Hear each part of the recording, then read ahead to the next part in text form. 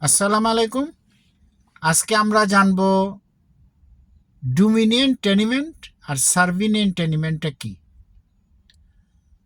যেমন ধরুন, আপনার প্রতিবেশী আপনার রাস্তাটা ব্যবহার করতে পারবে, আর আপনিও তার রাস্তাটা ব্যবহার করতে পারবেন। আপনি রাস্তাটা ব্যবহার করে সে হয়তো মেইন রাস্তার উপরে আসতেছে, আর আপনি সেই রাস্তাটা ব্যবহার করে আপনি বাড়ির পিছনের দিকে যেমন একটা নদী বা পুকুর আছে সেটাতে যাইতে পারতেছেন। যেমন মনে করেন লম্বা একটা রাস্তা, সেটা চলে গেছে দুই দিক দিয়ে। তো এখন এখানে আপনি যে তাকে সুযোগটা দিচ্ছেন, এটা হচ্ছে আপনি হচ্ছেন সার্ভিনিয়ান টেনিমেন্ট, আর সে হচ্ছে ডোমিনিয়ন টেনিমেন্ট।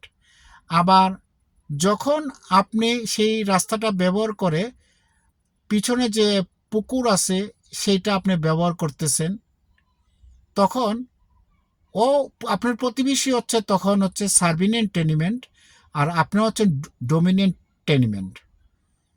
এই পার্থক্যটা মনে রাখবেন। সবাই ভালো থাকুন, সুস্থ থাকুন। থ্যাঙ্কস।